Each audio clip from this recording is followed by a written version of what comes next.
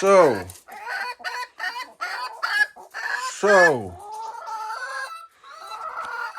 you guys want to have some dried worms, eh? I've never seen you that fast. Come, let's get some worms.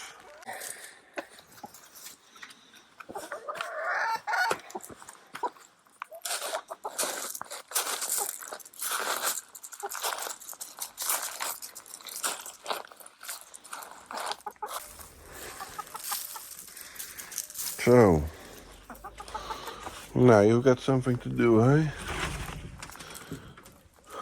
Yeah, the lime has been sitting here now for about 20 hours. You see the cracks, huh? You can avoid these cracks by just keeping sponging. Keep sponging. And then let it dry a little more, and then sponge a little. And then dry more, and then maybe wet it even. But a sprayer, water sprayer, and sponge again.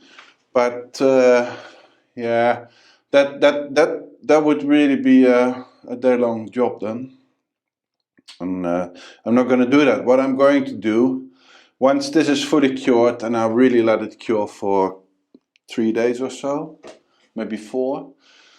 Then I will sand it, hand sand it, with a special sandpaper that is for this kind of, rendering. That's a sandpaper that doesn't clog up too fast. So I'll sand it and make it nice and smooth, and all the sharp edges will be gone, and it will all look very organic. And then I'm going to give it a coat of a special paint that is especially made for this kind of lime rendering. It'll adhere very well, and it fill up the small hairline cracks really well. So that saves me a lot of work and a lot of time, and the result will be as good. But yeah, let this just cure. It's still a bit grayish in color. It will become completely white because it's actually a very, very white lime. Salt is an extra white lime. Right, so how are we going to continue? Oh, I could continue with the roof. Roof needs painting, obviously. I could render the inside more of the bedroom, and that is what Nadia wants me to do, but Nadia is not here. Nadia is about 1,000 kilometers away, so it doesn't really matter what she wants. I want to start with the floor, because at the moment it's just this old tile floor that was originally here, and we are going to tile it with the TOMETTE like we have in the rest of the house, as you can see over here. And I do hope that I have enough of these TOMETTE left over. I bought them a while back, and hello girls, and I calculated how much I needed, but you never know in the end. So well, here they are, that bunch, and then the bunch in the back there. I hope it's enough, because I did already use a few on my barbecue furniture. That wasn't planned. Actually, the barbecue furniture, I still cannot use it, because we still have a bunch of bumblebees living in there. Yeah, it's now late. See, there's one coming out. There's one coming out right now. It's now late August. Hey buddy, I give you a month. 1 more month. And then I'm going to use my barbecue. Yeah, oh, there's another one. Hey mate. Oh, Jesus. See, that's when you want to give them the eviction notice, they just they're off all of a sudden. Yeah, got something more important to do. I'll just post a note at the entrance. I want to have them out by the end of September. And then it's time that I can use my barbecue. Right, so here I got one of these tiles, and these are old tiles. These come out of houses that have been taken down, I guess. And I'm gonna install them by gluing them on top of these existing tiles. Now, if you glue a tile on top of an existing tile, you have to use a primer. A primer that you paint onto the smooth surface of the tile, the existing tile, and then once that primer is cured, you can use a normal tile glue to glue the new tile on top of it. I couldn't find a primer, and I'm not going to use a primer. And the reason being is that we are going to install the tiles so that they form one piece, so to speak, as we've done here in the hallway and in the bathroom. We have installed the tiles in a very thick layer of glue. There's no void spaces underneath the tiles. And then we have flooded the entire floor with grouting and sanded the grouting smooth through with the surface of the tile. So in the grout, in the gap between the two tiles, there's no recess. It's all smooth. It's all level. It's all one. If you lay normal tiles, you use a comb, we call it a comb, to divide the glue evenly and to stick the tiles down. But there will always be void spaces underneath the tile. Now, if you step on a tile, on a void space, you might load the tile so that it becomes unstuck, so to speak. But what I'm doing is I use so much glue that the tile is completely embedded in the glue, and you cannot load a tile so that it becomes unstuck because there's no void spaces under it. Plus, the grouts are completely filled up between the tiles. So the tiles are so embedded in glue and grout, they cannot become unstuck. They cannot start wobbling, so to speak. Therefore, I don't think it is necessary to glue the tiles in order to make them stick to the substrate, to the tile below. I don't think that's very important because we still have in France something that's called gravity. And the gravity will make sure that the tiles will stay down below you. So, say for example, if you were to live in Australia where you're like sort of upside down, then you might have to use the primer to stick the tiles on top of the other tiles so that they can't fall up. And also you might have to put the glue on the other side of the tile. But that I'm not sure. Anyway, we're in France and our gravity is from below. And I'm going to do it the way I want to do it. Let's get to work.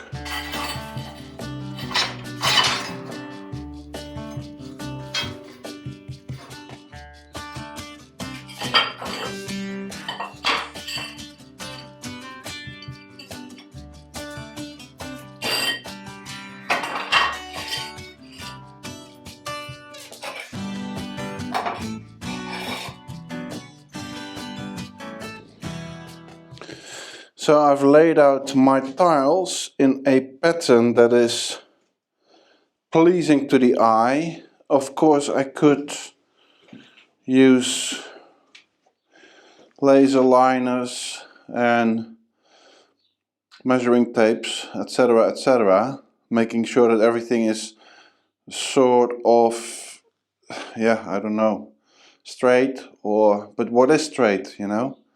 I mean, in the end, it's all about pleasing the eye. It's about something that looks sort of logic or not logic at all, whatever.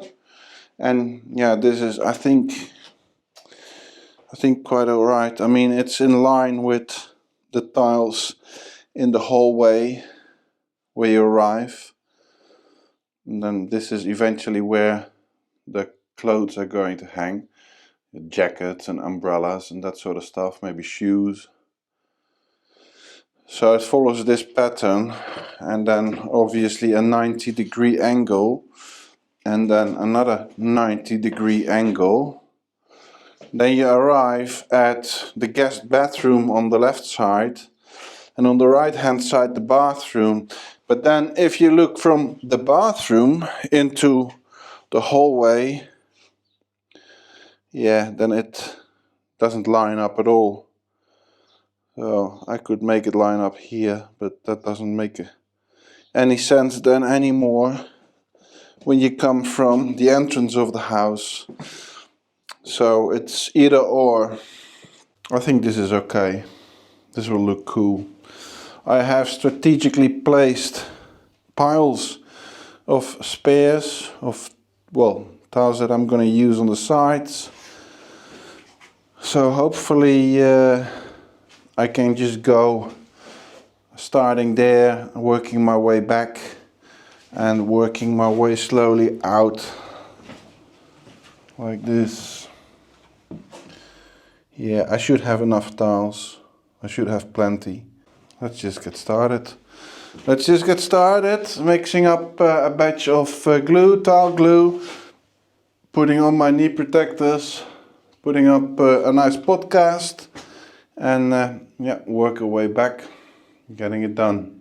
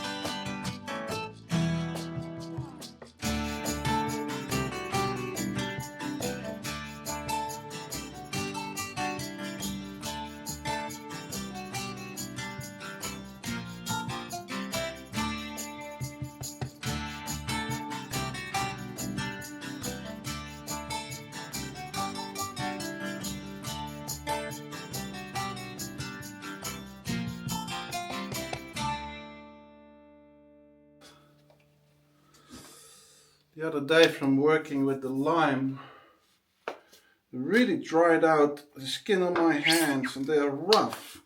They're really rough. And I've been moisturizing and greasing my hands, but I think what I'm doing today is I'm just moisturizing them, and I'm putting on some of these latex examination gloves. And on top of that, I will wear my working gloves.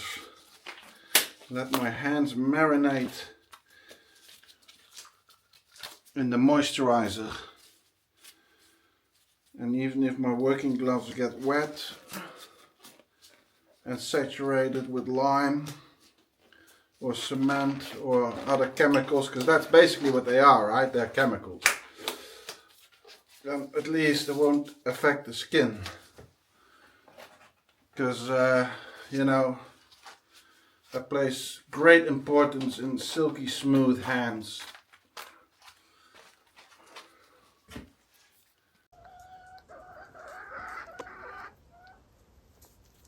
You know, I've been on this planet now for almost half of a century, and there's many things that I still don't know and still don't understand, but there's a few things I've learned. One of these things is that it is usually in your own benefit if you present yourself a little bit less intelligent than you really are. That is very counterintuitive, I know, but it does work in your advantage. It works as a disadvantage to present yourself smarter than you really are, because you're going to get your ass kicked at one point. But I guess it takes experience and a little bit of wisdom to find that out, and also to maintain that philosophy. You know, I get a lot of comments on the videos that I make, and 99% they're really positive and really nice, and I reply to them, or sort of reply, you know, give them an emoji or so, a thumbs up at least, to show that I've read the message and I appreciate it.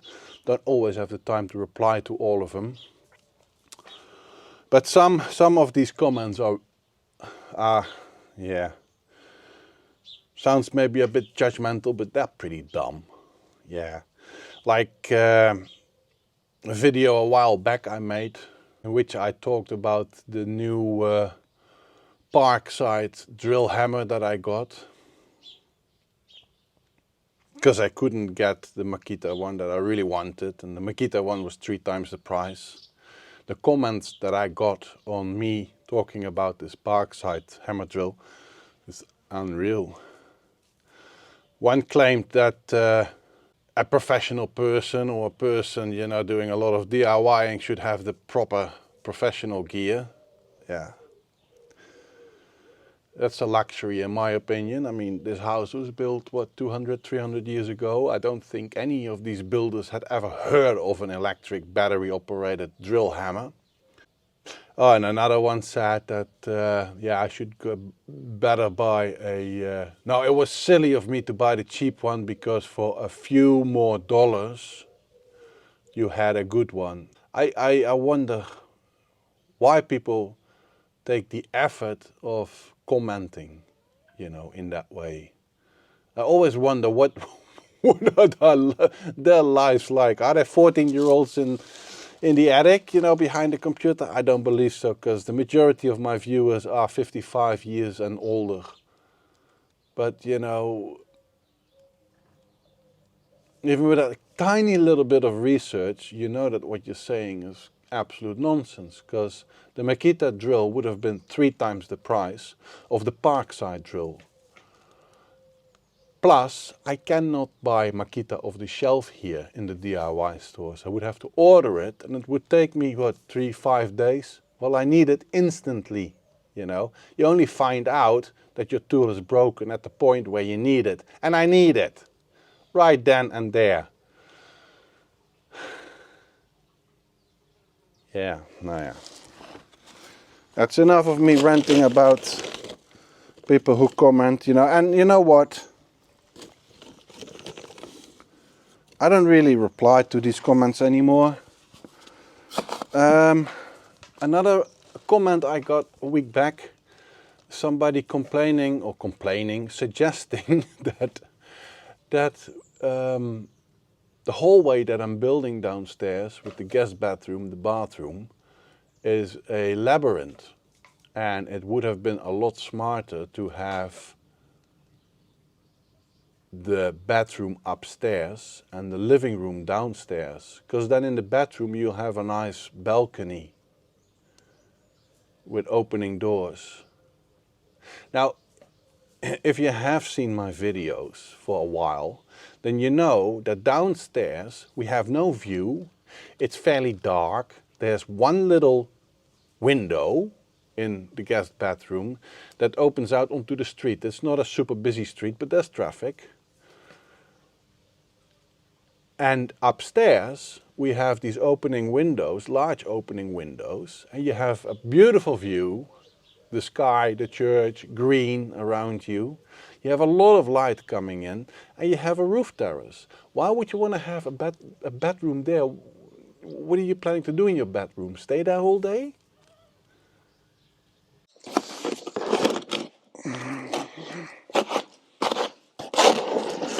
Okay, just mixing up a little batch of cement, because there's a recess in the floor adjacent to the wall, and that needs to be filled up, and it's about a centimeter deep, half an inch, something like that, and it's just a little bit too deep for leveling cement. Just gonna whack some normal mortar in there and then glue the tiles on top. That'll work.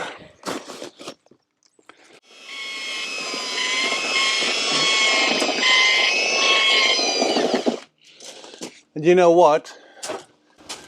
You know, you get what you pay for, and Parkside tools are not the best, I know that, obviously. But this paint mixer I've had now for a few years, and I've never mixed paint with it. I've only been mixing mortar, concrete, render and all that sort of stuff with it. And it's still going strong. I don't want to jinx it, but it's still going strong. Unreal.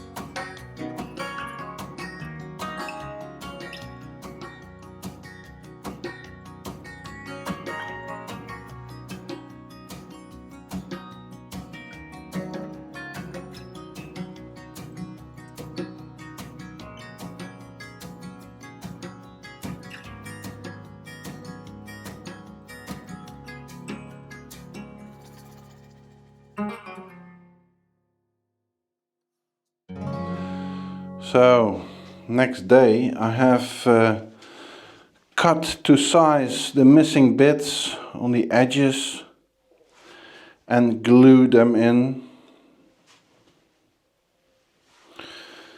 Yeah, that's quite a nasty job because these tiles give off this really fine red powder that sticks to everything and colors everything red. It's not a nice job.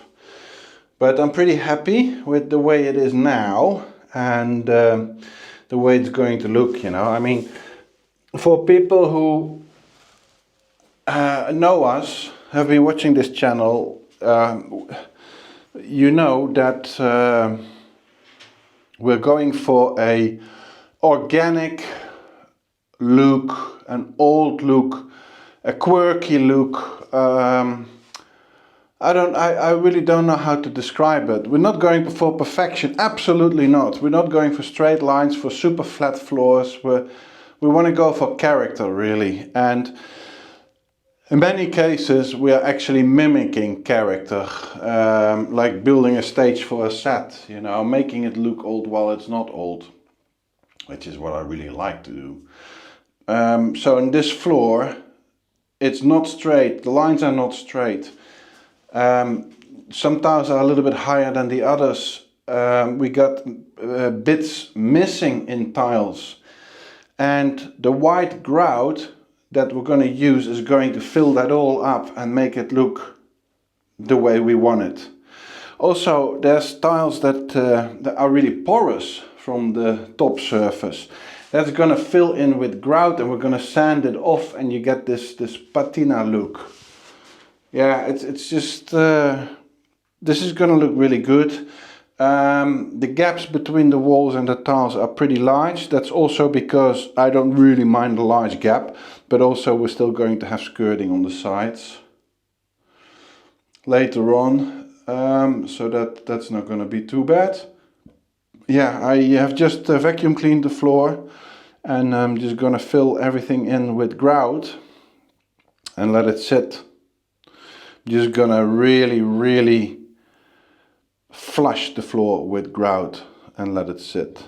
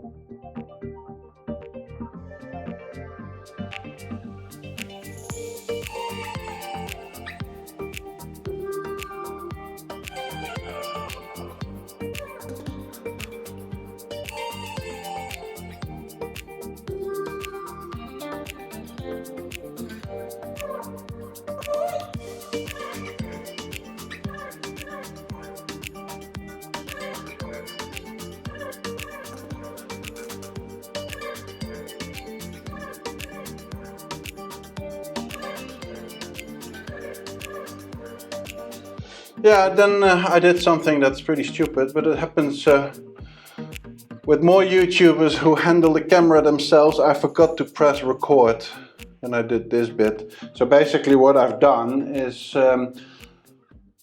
I grouted very liberally, let it dry in for about an hour, and then I went over with a sponge / scouring pad, and I wetted it again and rubbed off most of the grouting that sat on the surface of the tiles, trying not to rub out the grouting that's in the seams and in the void spaces.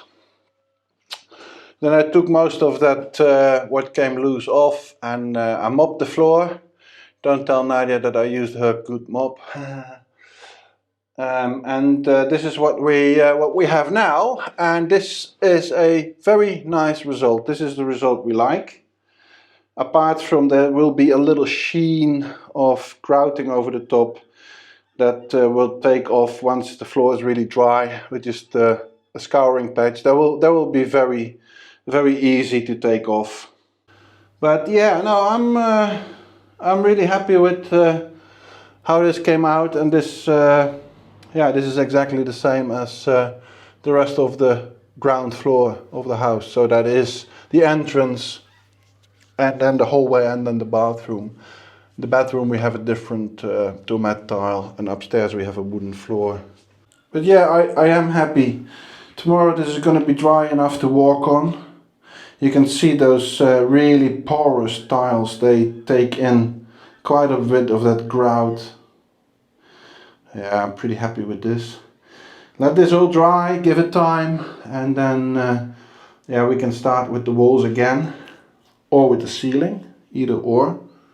Probably walls, yeah, but pretty happy about this. Hey people, I really would like to thank the persons below who have bought us a coffee, treated us to a coffee. Very nice, thank you very much, really appreciate it. If you would like to support us, support the channel, then see the link below or in the description, or the QR code right here, and you could treat us to a coffee. That would be really appreciated. For the rest, thank you very much for watching. We're going to continue. We're not done yet, but do please remember to subscribe and click that bell icon so that you're notified when I post a new video, which is usually around noon on Sundays. That is Central European time. Okay, that's about it. Back to the show.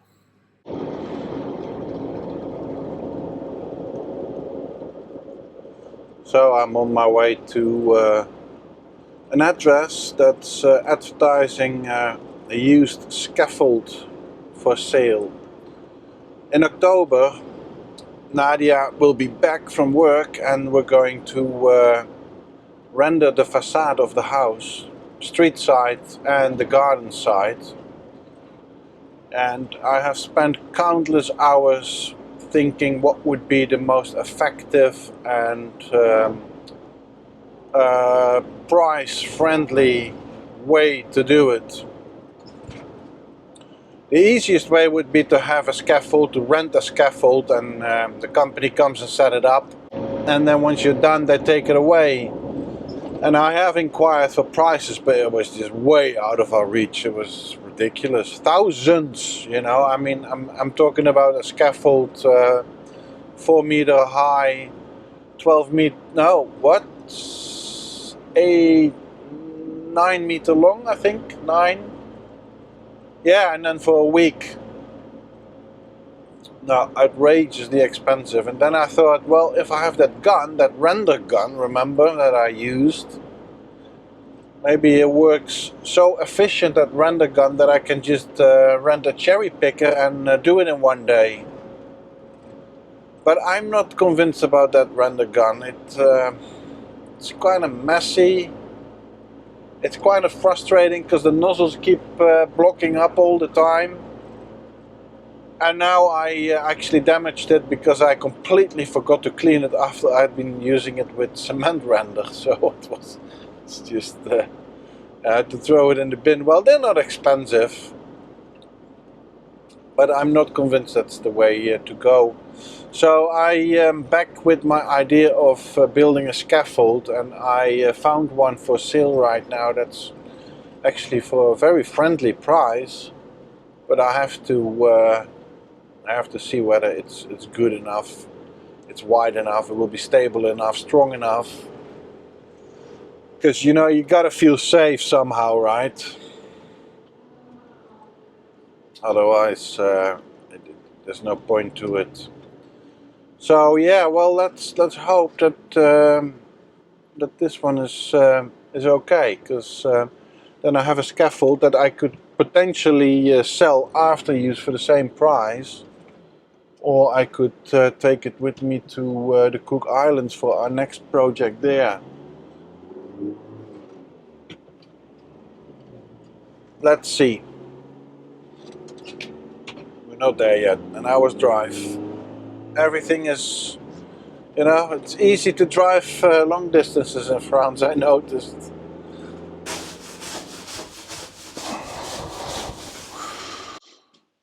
Yeah, see, even with a little bit of brushing, that sheen comes off. I'm pretty happy with the result. I am. Pretty cool, huh? Yeah, I'm really happy with it. So now I gotta do a whole lot of sanding. These walls, I need to do a fair bit of carpentry in here as well.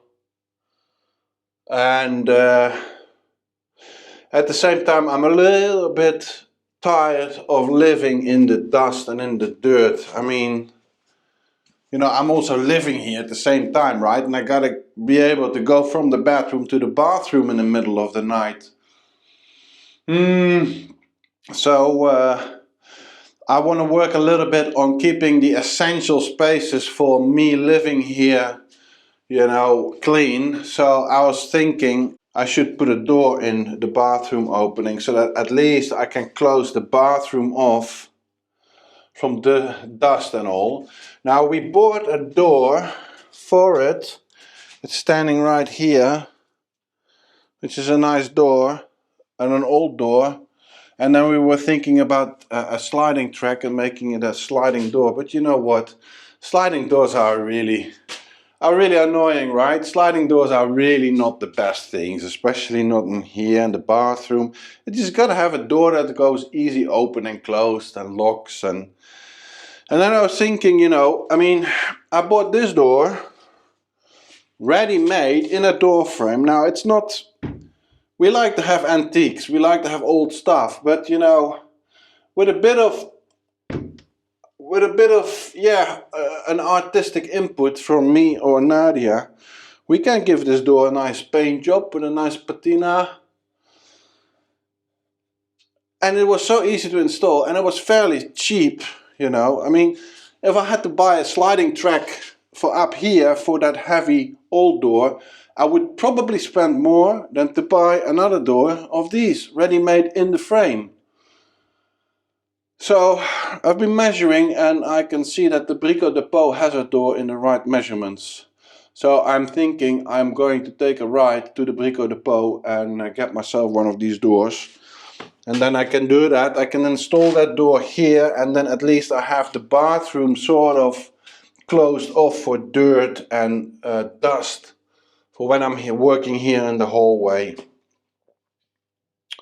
It's a little bit inefficient to drive to the Brico Dépôt, but because I was there yesterday when I picked up the scaffold, but it was raining, and you can't carry that kind of stuff in the rain. It's just not gonna work. It's not gonna last. So yeah, let's take a trip to the Brico Dépôt and pick up a door. You know what? This morning when I woke up, it was sunny, and an hour or two later it's overcast again. It's gonna be raining all week as predicted. But hey, I picked up that scaffold yesterday, and it is not exactly what I wanted or hoped it was, but it will do with some adjustments needed. Some cutting and welding will be involved. It's a steel unit, and in fact I was about to walk away from it, but then the owner dropped the price with 1/3 of the asking price, and I thought, yeah, let's just get it, because I can quite likely sell it for the same price as I bought it, and yeah, and that's really important for me. Yeah, well, I'll take it with me to the Cooks put it in the shipping container. Might be worth a lot more in the cooks because it's harder to get stuff there. It's expensive to bring stuff in. Now let me start unloading the thing, and then we go on the way to the Brico Dépôt, buying a door.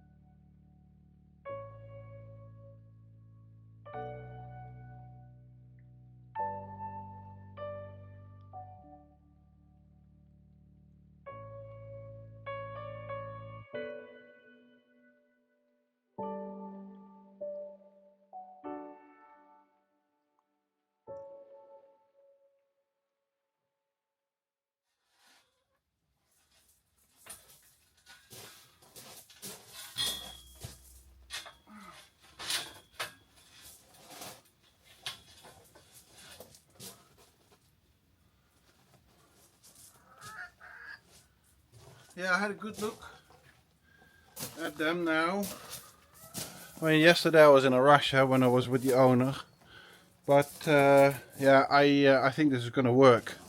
I just have to buy maybe a little bit of pipe to extend, to make it higher in order to come with a guardrail, but this is gonna work. The only problem here is that I can't barbecue anymore. I can't reach my barbecue. So I'll have to give these guys their eviction notice, because I'll have to use my new barbecue.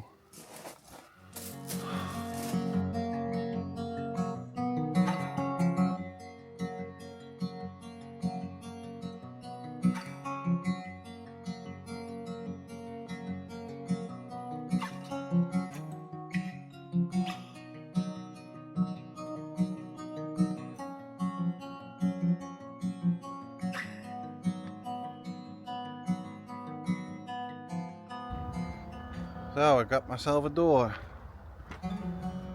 Let's close up that bathroom.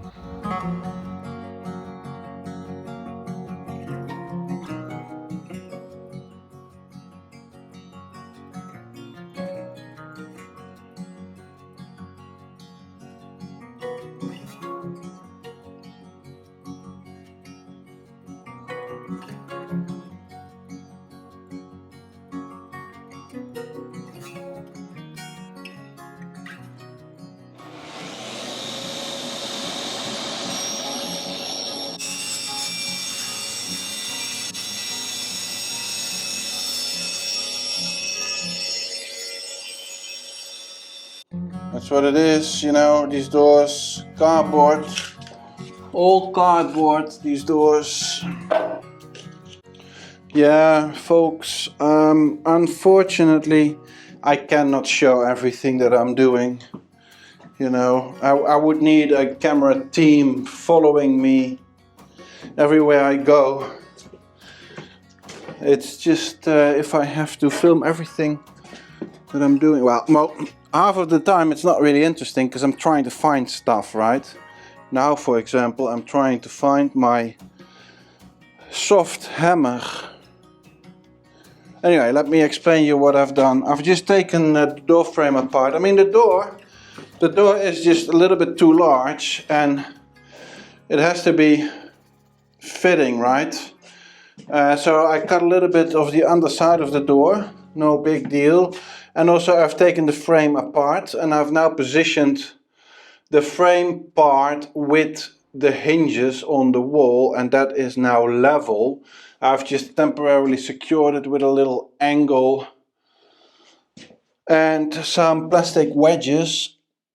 And now I need to find my soft hammer to you know, put a little bit of pressure on these wedges so that this stays in place while I hang the door. And then when I hang the door, I can position the other side of the frame, you know, where the lock falls in. That's still there on the floor. And then we don't need the top part of the frame. I'll just fix some wood there in place as a door stopper. That's no biggie.